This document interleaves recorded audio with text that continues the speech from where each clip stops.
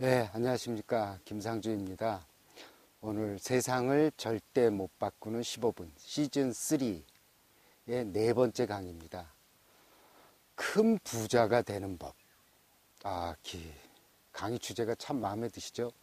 요즘 사람들 시선을 잡는 데는 처세술 강의만 하는 게 없습니다. 그리고 이제 처세술 강의처럼 사실 쉬운 게 없거든요. 뭐 부지런하라, 인맥을 쌓아라, 자신의 일에 열정을 가지고 즐겨라, 잠을 줄여라, 그리고 포기하지 말고 끝까지 매달려라. 이게 이제 다죠.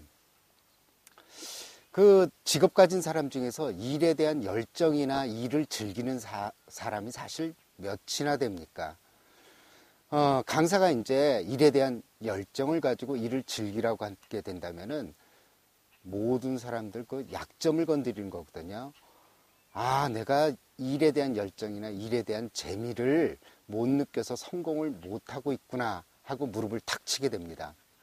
그리고 이제 뭔가 계시를 받은 것 같은 생각이 들고, 열정과 즐김 이 두 가지만 더하면 내가 성공할 것만 같은 착각을 일으킬 수 있습니다.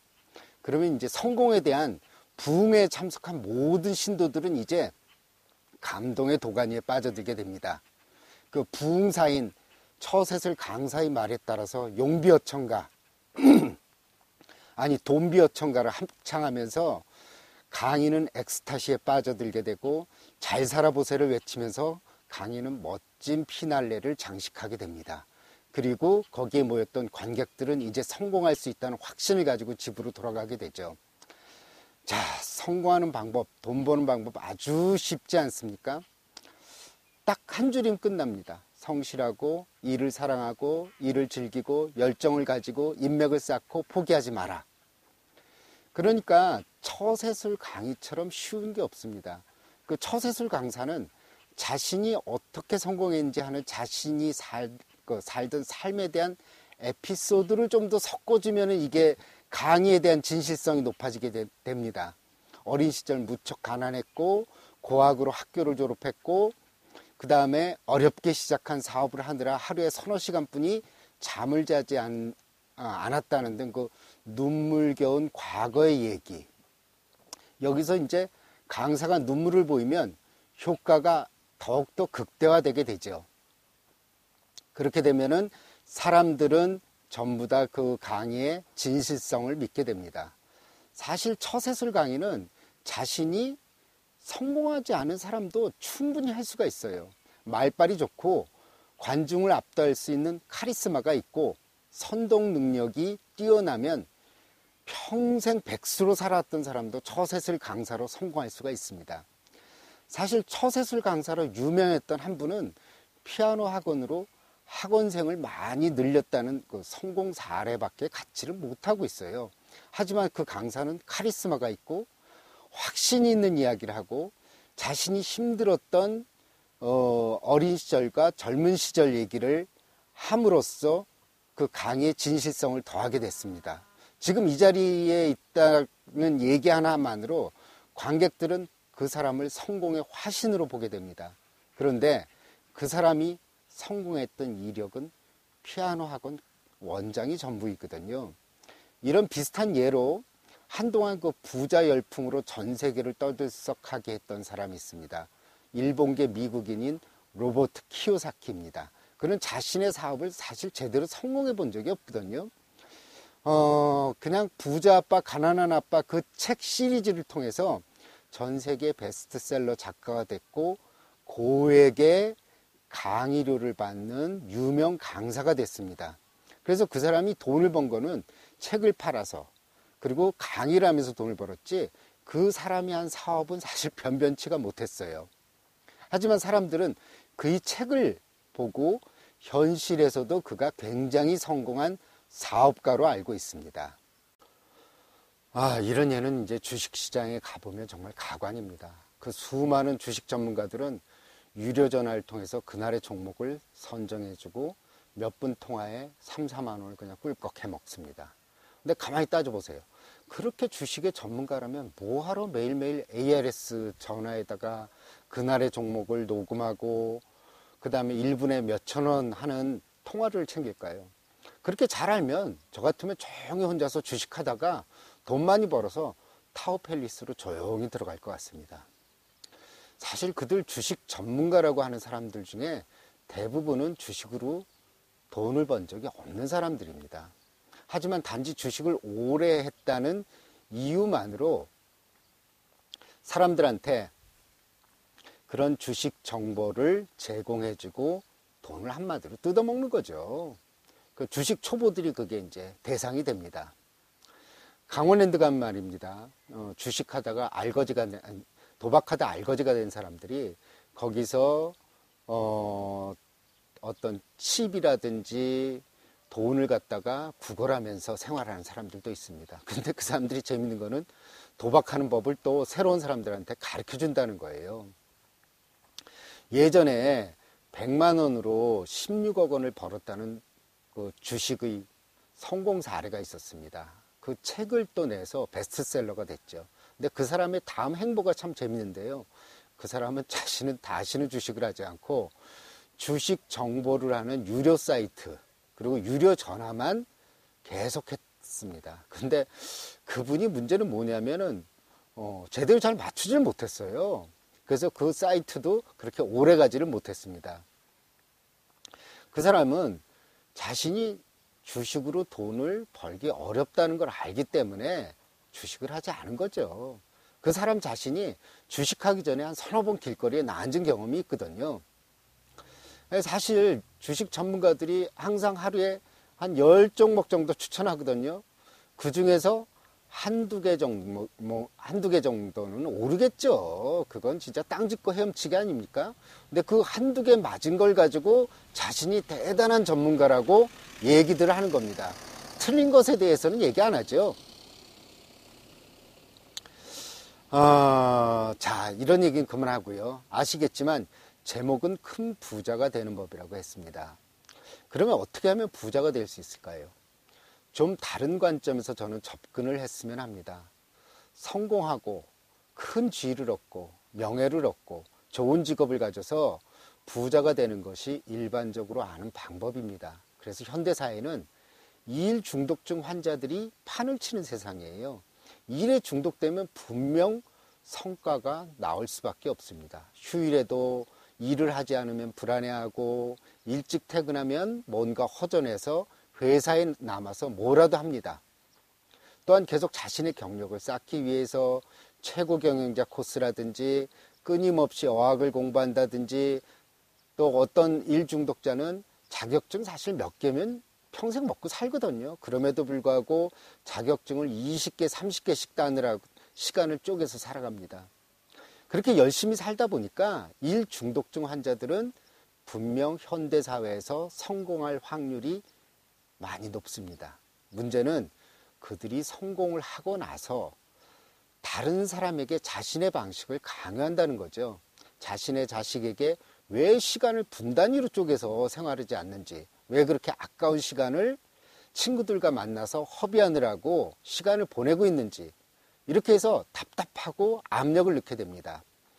그래서 이제 자식한테 야단치고 성화를 부리죠. 또 직장에서는 부하 직원들을 보면 아주 답답하죠. 왜 저렇게 게으를까 하는 생각이 들어서 화가 나서 견딜 수가 없습니다. 밤을 새서라도 일을 해도 모자랄 판에 그 부하 직원들은 퇴근 시간 땡 치면 집에 가버리고 또 출근 시간도 간신히 맞춰서 옵니다. 근데 본인 젊은 시절에는 출근하기 2시간 전에 와서 업무를 미리미리 처리해 놓고 그 다음에 공부도 하고 그렇게 보냈거든요. 그러니까 요즘 젊은 사람들 보면 참 한심한 거죠. 하지만 그렇게 일 중독으로 사는 바람에 자신의 정신이 황폐해졌고 삶을 사는데 아무런 즐거움이 없다는 것을 모릅니다. 그저 승진하고 자신의 일을 남들이 좋게 평가해 주는 것에만 만족하면서 살았던 겁니다. 이제 그러다 일 중독증 환자들은 정년퇴직을 하거나 명예퇴직이라도 당하게 되면은 일에 목숨을 걸며 살았기 때문에 자신은 아무짝에도 쓸모없는 사람이라고 생각하고 우울해하고 노화를 자연스럽게 받아들이지 못하고 신세를 한탄하면서 말년을 쓸쓸하게 보냅니다. 이렇게 능력 위주의 사고는 일을 못하는 나이가 바로 실패고 인생의 패배자라고 생각합니다. 그리고 사람으로서 가치가 없다고 여기기 때문에 자신은 잉여인간에 불과하다고 생각하는 겁니다. 그러니까 노년이 절망스럽고 우울할 수밖에 없습니다.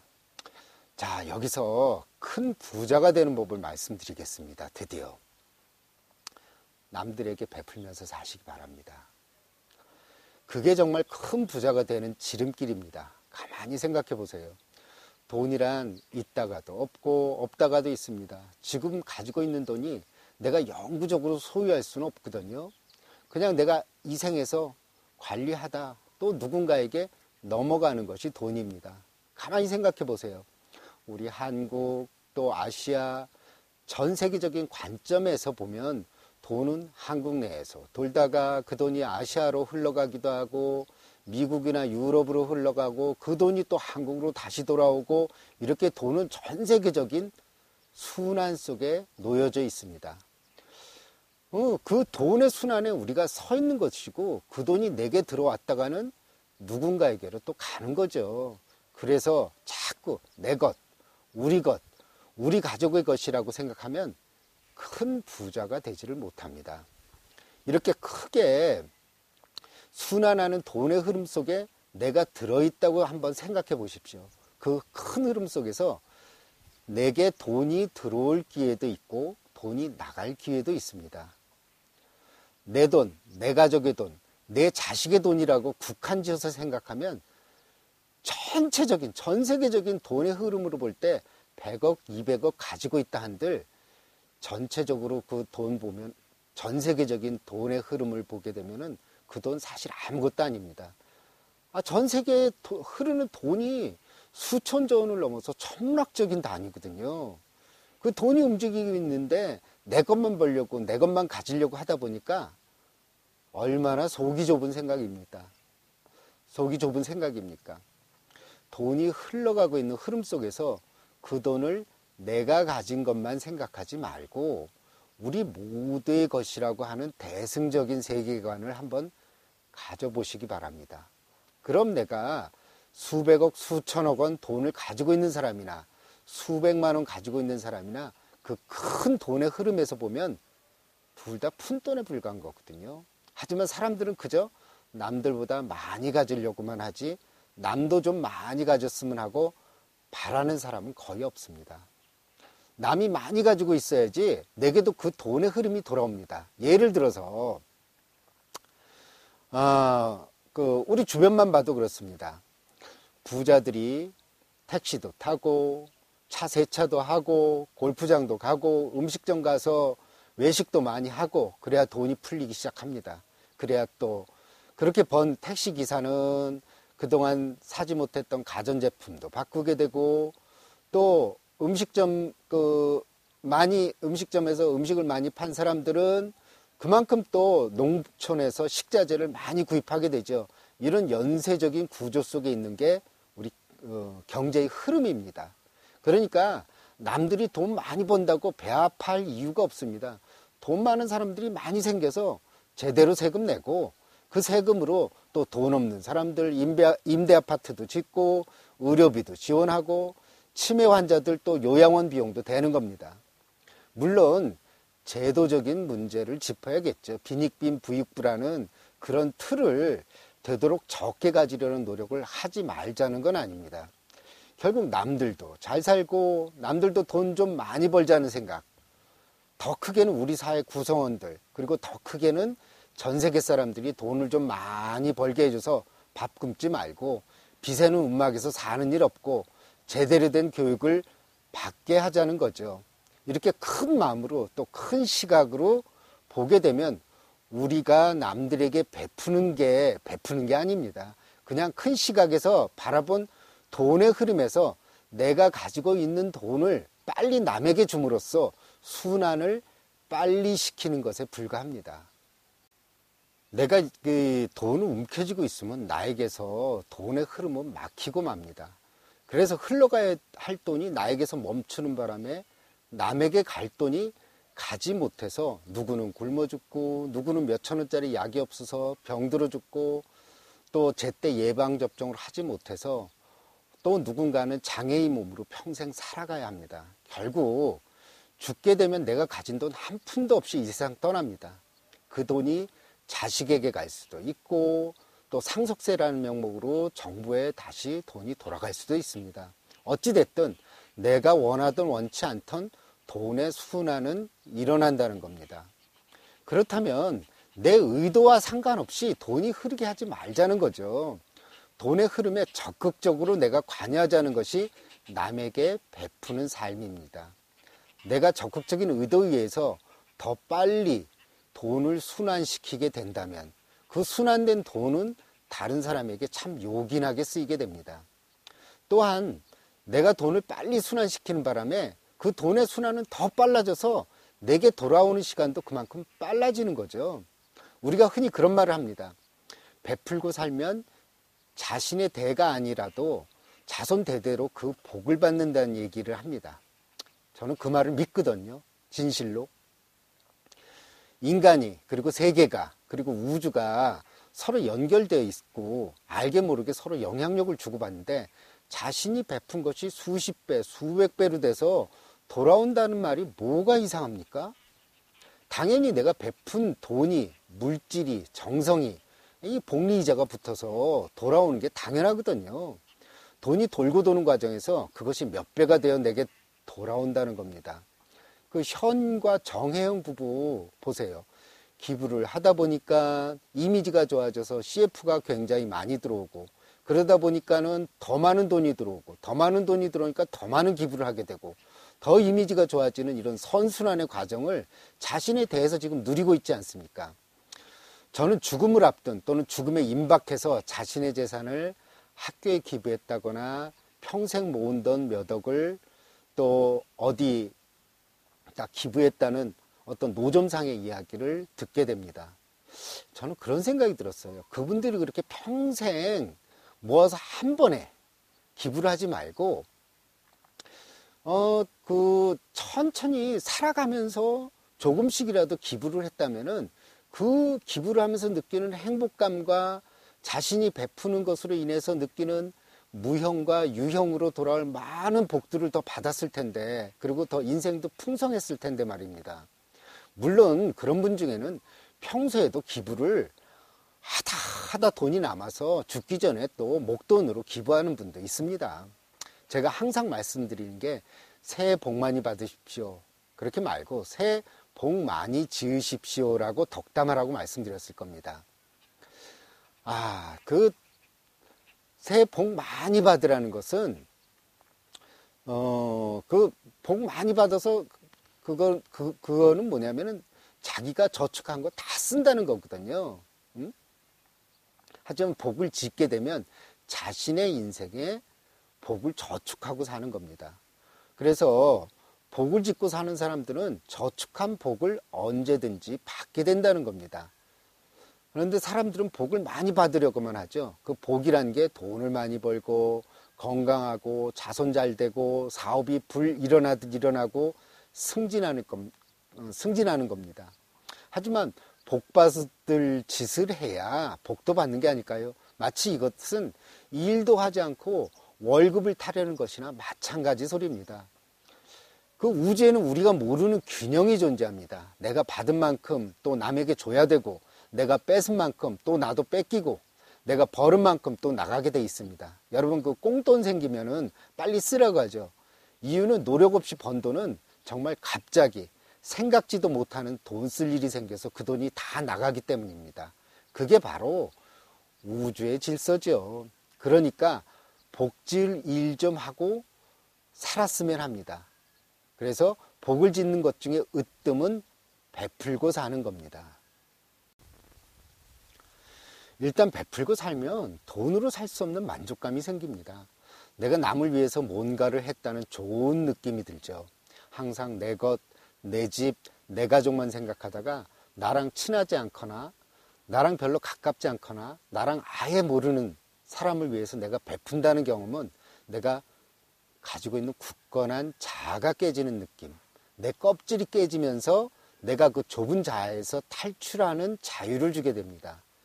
이제 나의 작은 세계에서 벗어나서 온 우주와 내가 소통하는 느낌, 나와 남이 연결되어 있는 느낌을 가질 수 있는 겁니다. 내 마음의 폭이 넓어져서 세상을 보는 안목도 커지게 됩니다. 이런 느낌들이 바로 베풀어서 얻는 것입니다. 베푸는 것은요, 꼭 돈만 누구한테 주는 거 아니죠. 모르는 사람에게 친절하게 길을 가르쳐 주는 것도 그렇고, 또 남 모르는 사람에게 미소를 보내는 것도 그렇고, 또 대가 없이 자신의 재능을 기부하는 것까지 아주 무궁무진하게 많습니다. 물론 돈이나 물질로 기부를 하는 것도 포함이 되겠죠. 여러분, 이렇게 자신의 자아를 벗어나서 남들과 우주적으로 연관을 맺어보게 된다면 그 행복감과 희열은 말도 못할 정도로 큽니다. 여러분, 이렇게 그래서 미얀마 스님들은 아침에 공양을 나갈 때 신자들이 주는 밥이니 과자니 음식을 받고도 고맙다는 인사를 합니다. 그냥 축수 정도 하죠. 그것은 신도들에게 복 짓는 기회를 주었기 때문입니다. 그 신자들에게 복 짓는 기회를 주었으니까 그보다 더한 되갚음이 어디 있습니까? 그래서 고맙다는 말을 안 하는 겁니다. 반대로 신자들은 스님들에게 감사 인사를 드리게 되거든요. 이거는 복 짓는 기회를 주셔서 감사하다고 감사하기 때문입니다. 그래서 여러분, 가장 큰 부자가 되는 법은 바로 베푸는 삶입니다. 자꾸 내 것, 내 가족의 것, 내 자식의 것만 챙기다 보면 이 넓은 세계를 겨우 나와 우리 집으로 국한지어서 사는 겁니다.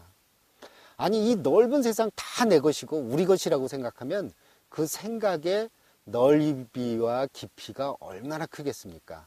그 넓은 시야를 가지면 답답했던 속이 다 터지는 계기가 되는 겁니다. 그리고 이 세상 모든 것이 내 것이라고 생각하면 베푸는 게 사실 베푸는 게 아닙니다. 나와 남이 서로 연결되어 있고 내가 전 세계, 전 우주와 통하는 느낌을 가지게 되면 내가 남에게 베푸는 것이 아니라 내가 나에게 주는 선물이 베푸는 삶입니다. 내 것 남의 것이 없어지는데 누가 누구에게 베푸는 개념 자체가 없어집니다. 그냥 남는 돈을 지갑에 넣어 놓으면 내가 힘들 때 꺼내 쓰는 거고, 남들도 필요할 때 또 꺼내 쓰고, 남들도 남은 돈 있으면 그 지갑에 넣어 놓으면 내가 또 그 돈 꺼내서 쓰는 겁니다. 그저 공동의 지갑에 남는 사람은 넣어 놓고 필요한 사람은 꺼내 쓰고, 그러니까 이 전 세계, 전 우주라는 큰 지갑을 가지게 되는 것이죠. 그래서 목회하시는 목사님이나 신부님이나 스님들이 자주 하는 얘기가 있습니다. 뭐 교회 지붕이 낡아서 수리를 해야 되는데 돈이 없다거나, 스님들이 이 공부를 해야 되는데 학비가 없어서 이렇게 고민하고 있으면 어찌어찌 돈이 생기더란 얘기를 합니다. 그냥 이게 우연의 일치처럼 느껴지지만 사실은 우리들 공동의 지갑에 그분들이 저축을 했기 때문에 필요할 때 그 돈을 빼서 쓰게 된 거죠. 그래서 큰 부자가 되십시오. 자꾸 자기 통장, 가족 통장에 돈 불어나는 것 보면서 만족해하고 어떻게 하면 돈을 더 늘릴까 생각하다 보면 큰 부자가 되지 못합니다.